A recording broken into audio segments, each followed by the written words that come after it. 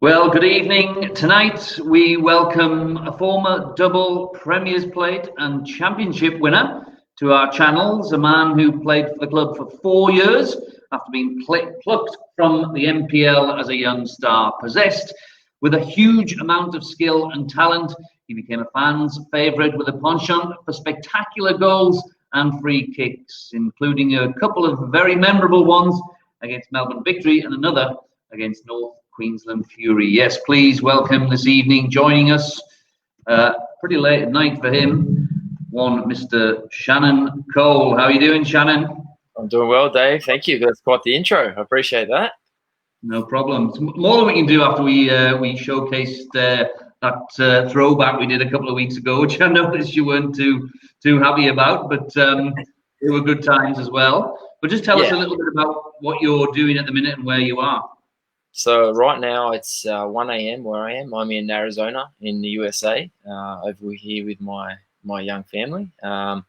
We've been over here about a year and a half. Just came over looking for a different kind of pace of life, different experience. My wife is American, and coming to the US post A-League for me was always something that we wanted to try. So having sort of lived my whole life around the inner west and the west of Sydney, we just wanted to try something different. So here we are, trying something different.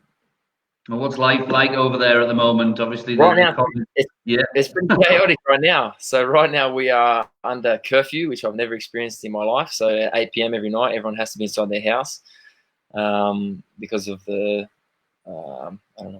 looting, I guess. You know, the people are taking a bit out of control and hitting up all the fancy parts of town and taking Gucci and what else? I think they have the Nike store and the Gucci store and I don't know what else. But it's kind of crazy, you know. It's to be honest, I'm experiencing it. Like I'm getting text messages from family saying, "Oh, it's crazy over there. I hope everything's okay." Fortunately for us, we're experiencing it the same way our family is via, you know, watching the news and reading articles. We fortunately are staying out of harm's way. But yeah, it's interesting to live through. Kind of depressing as well at times, but you know, we're looking after each other, so we're doing okay. And how are you going to be coping with lockdown? Are they starting to lift it a little bit over there in the States? Yeah, I mean, a little bit. In Arizona, it's kind of opened up pretty much as though everything's passed. It's very much the mindset, it seems, of, you know, she'll be right. We'll open up.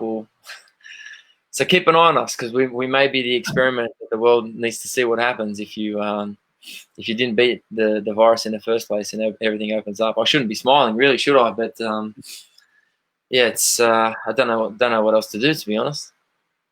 Well, exactly. If you don't laugh, you cry, don't you? So just get on with it and tell us as well a little bit about what exactly you're doing in terms of work. And are you still involved in football? Yeah, absolutely. So I mean, the people that know me well know that the game has been part of who I am since it was first introduced to me, and that's not going to change whether I like that or not. Post A-League, I went straight into my coach education, and I'm kind of on that path. I'm on the field. I mean, well, not right now, but you know, once things are back to normal, 6 days a week, working with senior players and teenage players as well. So busy figuring out my own playing philosophy and ways to implement that, and you know, looking to follow in the footsteps of some of the top players that I've played with that are now influential coaches in the game. And that's, yeah, exactly. That's an ambition of yours to coach at a top level, because you're with Arizona. Is it Arizona FC? Yeah, so FC Arizona is the club. It's a small club with some big ambitions. So I'm playing my part there in giving my expertise and background, combined with a couple other very experienced professionals. So it's a good mix. A long road ahead for us as a club, but me personally looking to improve every day, and that's the journey, kind of thing. Constantly growing and being ready for that opportunity in the future when it arises. Well, we'll talk a little bit about your time at Sydney FC and how you started back many years ago now. I think probably around about the 2008 season, wasn't it? Because you really, I suppose, were a bit of a late bloomer in terms of the the A-League, you must have been about 22, 23 before you actually signed that first professional contract. And you were a Sydney FC fan, I think, before that. You told me that you used to watch them from the stands before you actually ended up playing for us. Yeah, that's right. So every home game for a while there, my brother and my best mate and I and whoever wanted to come along with us would go to the games and sit just west of the Cove and watch from the corner there. And yeah, and I mean, watching the games back then, I would be itching, thinking, I know I could be out there. I know I could contribute. Now, I know I'm probably one of many people that would sit in the stands and think that, right? But there was something inside me that truly believed that.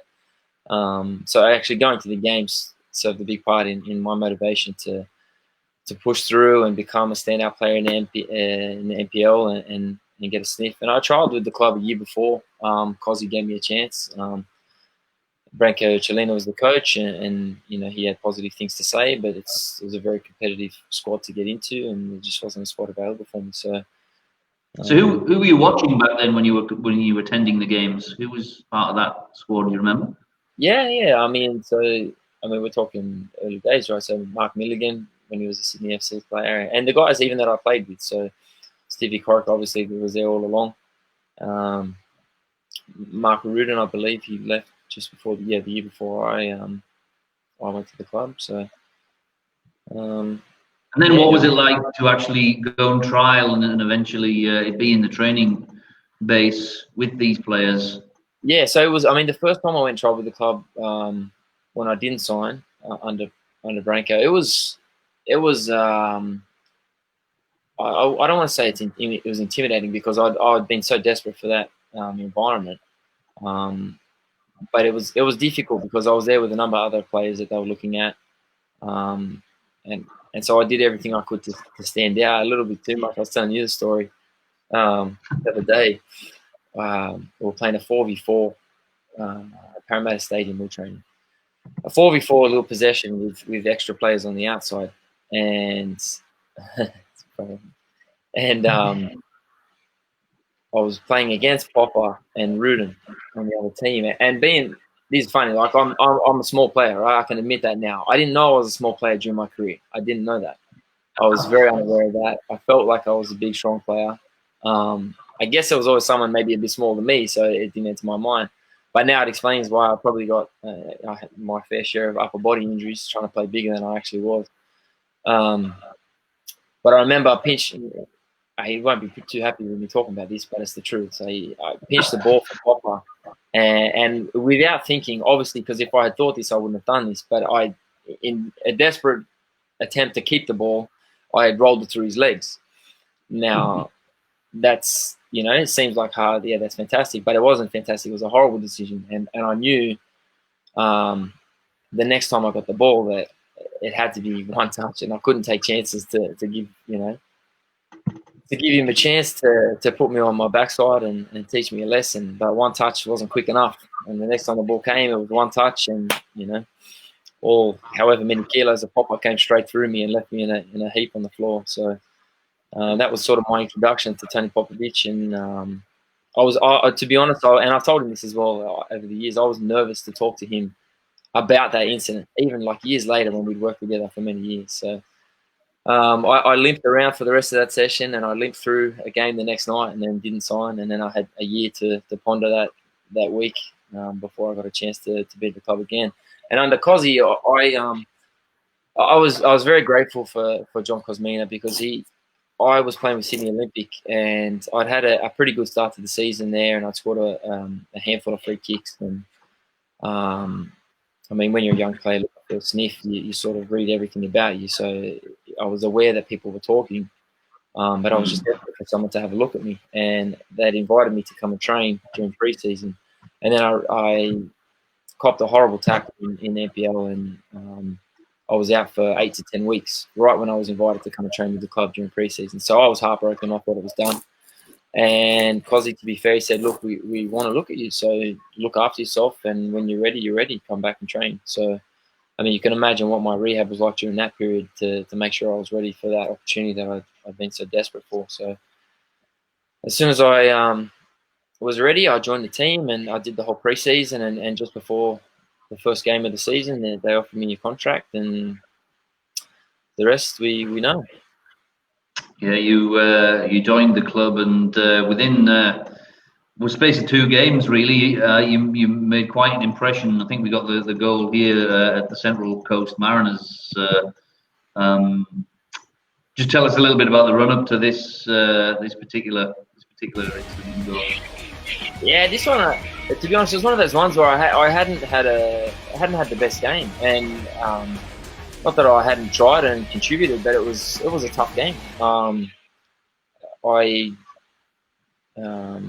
But that was late. I think it was 2-2. We were a man down, so it was set. You know, I'd lived this moment so many times at the park by myself, thinking in my head it's 2-2.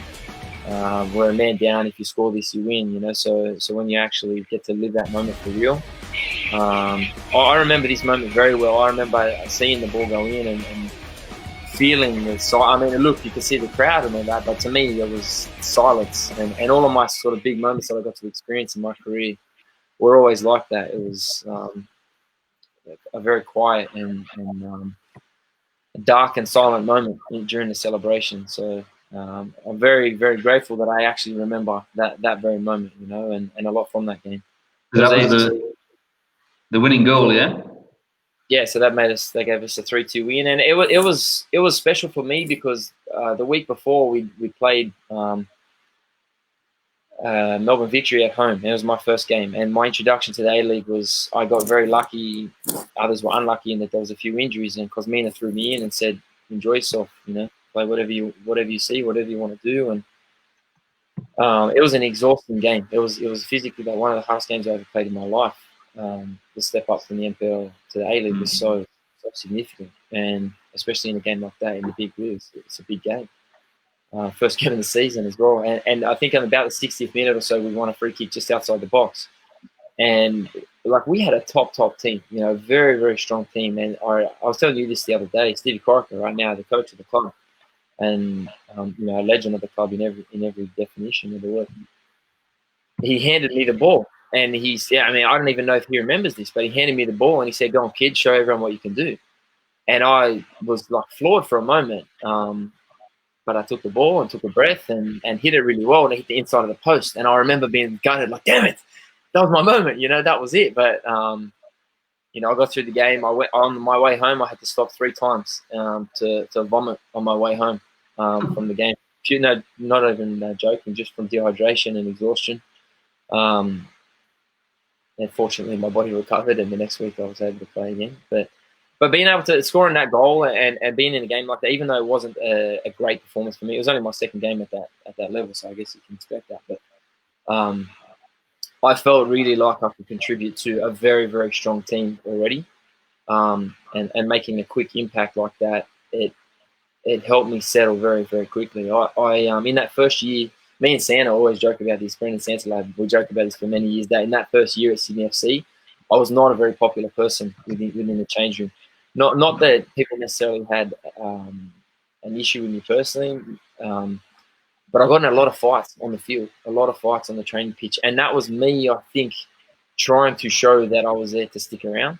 A lot of people at times maybe thought I was a bit arrogant. It was more, I guess.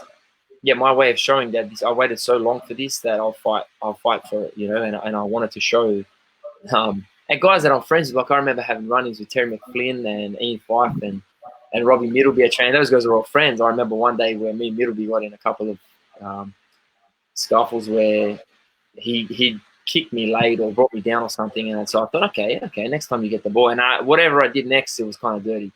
And he hopped up. He's a fiery guy as well, you know, Robbie Middleby. And he hopped up and went straight at me. And I was like, okay, well, I can't back down, right? He's like, you know, prison yard in all the movies, you got to fight, right? Everyone's watching, you got to get into this. You got to prove yourself that you're not going to back down. So we went back and down chest to chest. We're both smaller guys, as I can now admit. And Teza and Fikey were quick, and they were not on my side. So yeah, me and Santa always joke about that first sort of 12 months to 18 months of me at the club, and until I mellowed out a little bit and realised that it's okay, you know, could relax a little bit and enjoy the experience as well. Yeah, it was. It was a good time back then. Certainly, that there's a lot of good players in that squad back in 08, 09, and then it got sort of even better the year after when we won the double. But you actually just moving back to that 2008 that season, you actually scored a few different goals in that particular year. I seem to remember, including one in the first 30 seconds against Melbourne victory down in Melbourne. I think potentially, I think it was at Etihad Stadium. Do you remember that? I think we showed it on our pages or our channels not long ago. It's coming up.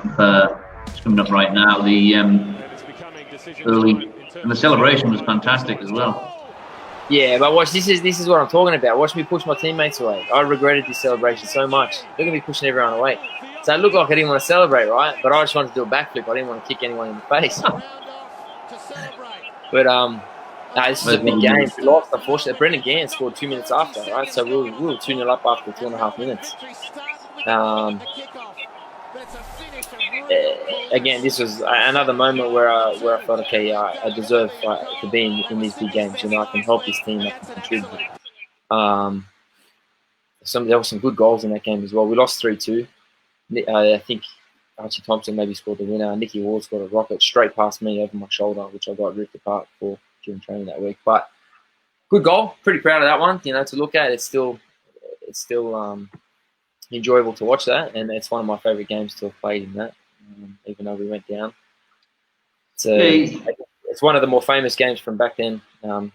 So it's one of those things that you look back and you're proud that you were involved.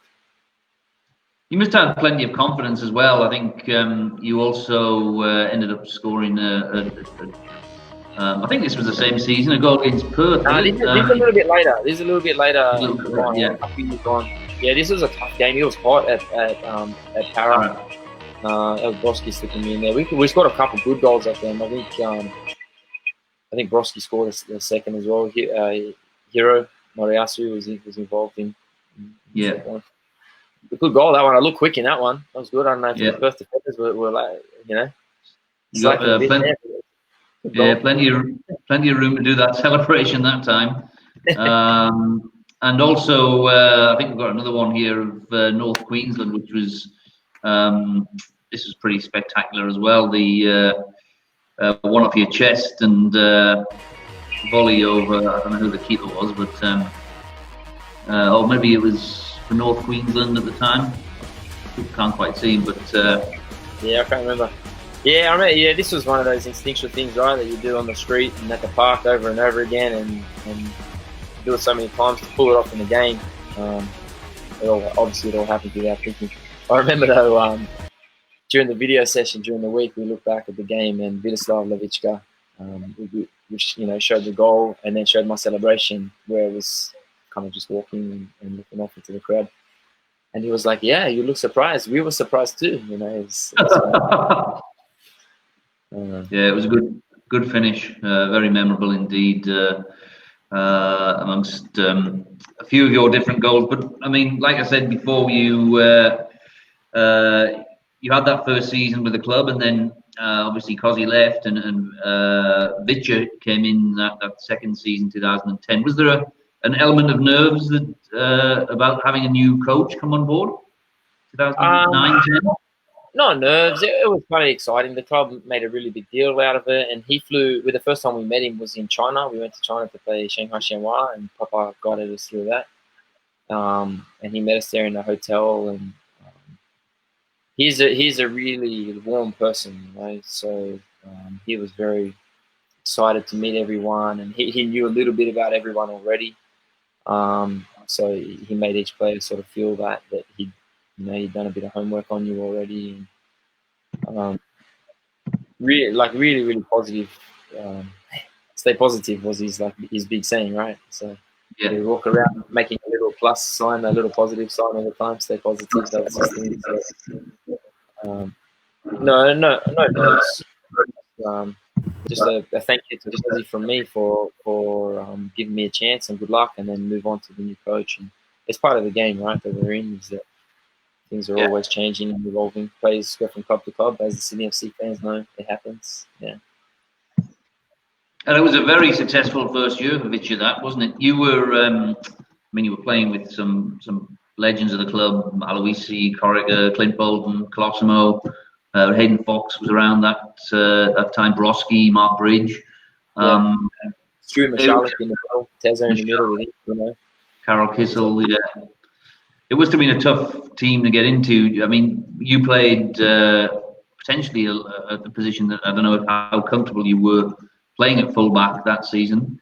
So I mean, I guess I had played as a fullback before I went to the A-League, but I definitely came into Sydney FC.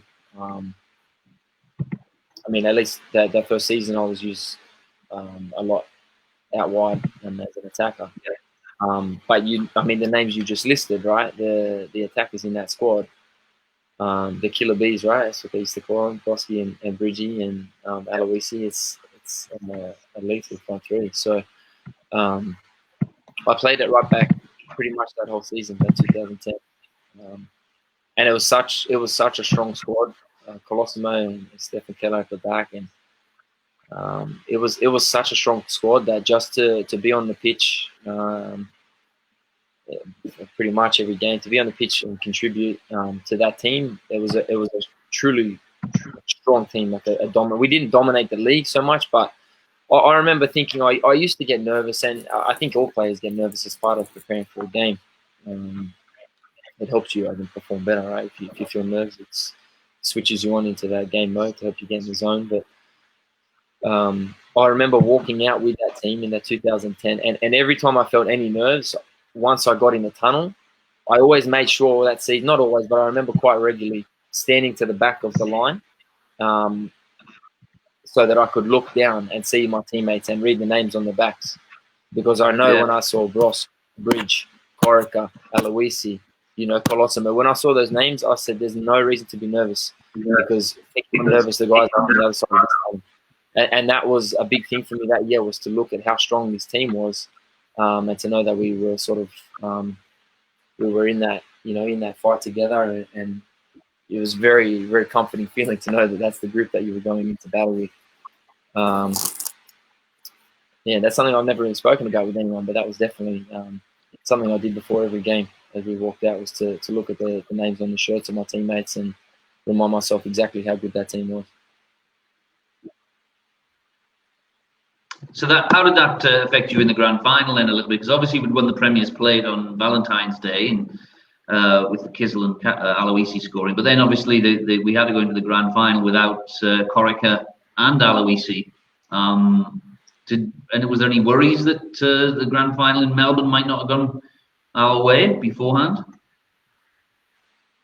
No, not from memory. I remember, so I had torn my hammy just before that. I played for the national team, and I was back just in time to play.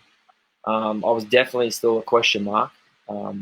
Seb Ryle played it right back, and I remember I was pumped for him. Me and him had a conversation because we weren't sure he was going to start. I had a feeling he would start because I was coming back from a couple of weeks out. But I remember speaking to him and being like, man, I know I should be bummed, but I'm pumped for you right now to be playing your old club in the grand final down here in Melbourne. Like I was really excited for him, and I felt that I would get a chance to contribute being in the squad, which I did. I did get to play, but no, I don't think so. I mean, Chris Payne, I think, started for us up front that day, if I'm not mistaken. And he'd been a handful during that final series for other teams. So, so to speak, he scored a goal with his hand. That was not intentional. I didn't say that he was a handful. But I don't remember that. I don't remember any feeling of nerves. Maybe the coaching staff, I don't know. You'd have to ask them. Maybe looking at some of their star players missing, perhaps. But when you've been on that kind of journey, and it was like we were pumped for it. We played Melbourne 4 times in 5 weeks because we played in the last day of the season and then the home and away semi, as it was back then, before we got into that final. So, and as bad as it is, the truth is, I think Archie Thompson getting injured in that game it was maybe he did his knee quite early in that game. I think it was quite difficult for. I mean, maybe not. Maybe the Melbourne players will say that they didn't affect him at all. But it felt like a big energy shift, which sucks, right? Because he's a good guy and a top player. You want top players playing in the big games. But that's the truth. It happened for him, and yeah. We're going to show my penalty that Mitch Langrak plucked out of the top corner. I always tell people that Langrak saved this penalty, right? I say to people that whenever they bring it up, because I hit the penalty quite well. Here it is. I hit it. I mean, as well as I could have tried to hit it, you know. But you know what happened next, right? He went to Dortmund, right? Straight away. Yeah, exactly. That's what I'm trying to say. Maybe it's okay. We won, and it got him potentially got him a gig in the Bundesliga. So, how did you feel at that moment? I mean, obviously Melbourne had missed a penalty as well. Yeah, I remember thinking. I've always been okay with making mistakes. So you have to be like to play at that level. Mistakes, you have to quickly brush them off, because if they don't, if you don't, they haunt you. I guess luckily for me, it was still early in the shootout. So I still had plenty of faith, like I said, in my teammates, as I always did, and in Butzer and goals. If it had happened right at the end, right, and it finished with me having a penalty save, then different story, right? You probably go home and cry for weeks, and you never know if you recover. But I mean, if I'd hit it over the bar, if I'd mishit it, which I've done in different times, in different competitions and stuff like that, where I'd not hit a penalty so well, but that one I hit as well as I wanted to hit. So fair play, you made a good save. I had a Sydney FC fan come up to me once and say, "Oh, don't worry, we forgive you for missing that penalty." And I was like, "What do you mean you forgive me? I wasn't seeking forgiveness. We won the title. Relax." But it's yeah, of course. I still actually remember you being kind of front and center in that in those celebrations. Once Bjorn had put the winning penalty in the back of the net, just seeing you with your hands sort of outstretched in front of you, running towards the. You dream of moments like that, right? Like it's not just a shootout, right? So the emotions aren't just being released from the pressure of the shootout. It's the end of the season. It's everything, and not just that. This is the first sort of championship game that I played in like this. So to win it, I remember it's a long tunnel that Eddie had. So once you go inside the tunnel, you got a long walk before you get back to the change room. And for whatever reason, I ended up by myself on that walk. I'd run ahead of others and running into the change room, and others were already in there. And I just paused for a minute. I was like, "Oh my God, man, this happened for real. Like, this is something that you worked for and dreamed about for a long time." That photo still creeps me out. But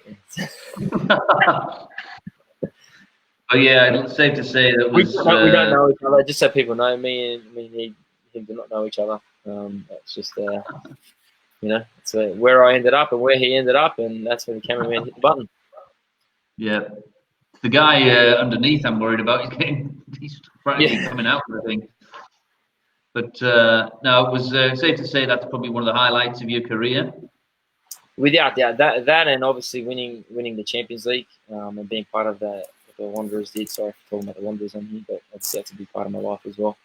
But those two moments, winning that grand final and winning the Champions League, were both two moments where quickly my whole football journey rushed to my mind, and I thought about, when I first was introduced to the game as a little kid, and sort of everything that my parents and my family had experienced along the way in supporting me, and it quickly rushed to my mind in that moment. Like, it was all for this. It was all it wasn't even for the success. It was just for the chance.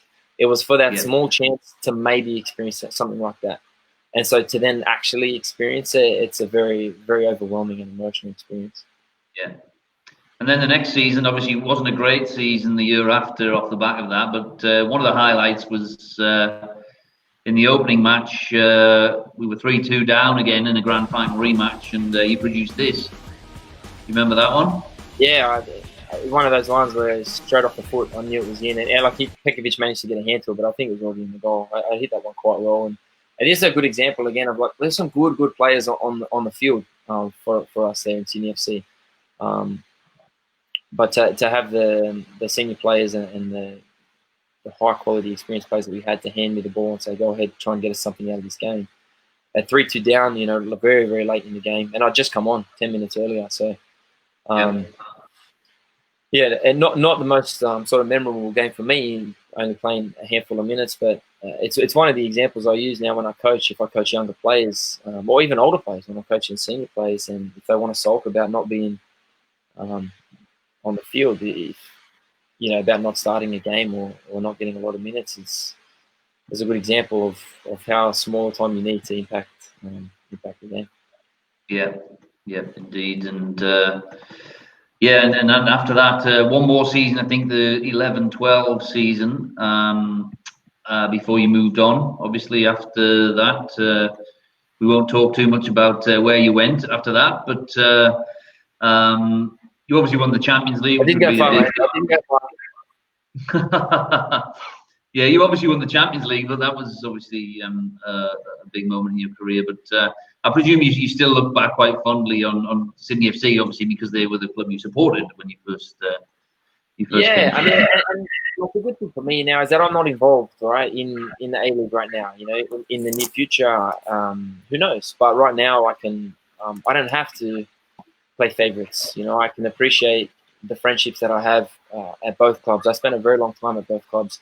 I won things at both clubs. I had really difficult moments at both clubs and amazing moments at both clubs. So they are both a huge part of my football journey.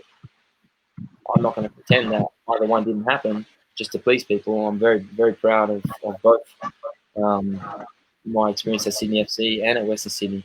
And I love the fact that I have friends at both clubs that I could comfortably walk into the club and sit down and speak with people and not be an issue. Now, I know for fans, and I completely respect the fans' point of view, that no, this should be your club forever. But the truth is, when it was time for me to leave Sydney FC were happy and supportive. You know, we were parting ways. So it wasn't like I'm leaving Sydney FC. I've had enough of this place. Not at all. I love the club, and I told them. The truth was that they didn't intend to keep me. They were looking at a new coach, and that was all uncertain, and I was off contract. So it was time for me to move on anyway. And I had no hard feelings to them, and I wanted to try something different also. I didn't know it was Western Sydney. When I left Sydney FC, I didn't know that Western Sydney was the next stop until I had a conversation with Popper much later. But both clubs for me are a massive part of who I am as a person. Well, we do remember a couple of things that we used to produce, which you used to get ribbed by the boys a little bit for the videos we used to produce, which were a lot of fun. I know you used to get a bit of stick from the other boys about it, but you're very good sport in that. And I think, do you remember this was these kind of things was me being a team player, right? This is people from the club coming to me saying, hey, can you grab a microphone and try to be funny and jump in front of the camera, and me saying, all right, for the club, I'll try my best. You know, sometimes you're funny, sometimes you're not, sometimes you're upset Pascal Boschart talking about people doing their hair before games. And,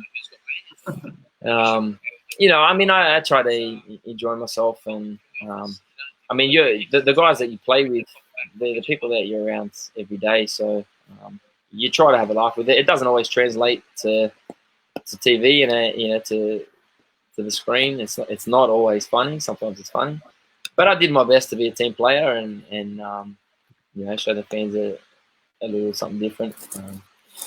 I seem to remember somebody. Yeah. I do seem to remember somebody's written in the comment section about Brian Gibson, actually. Shannon, why didn't your acting career take off?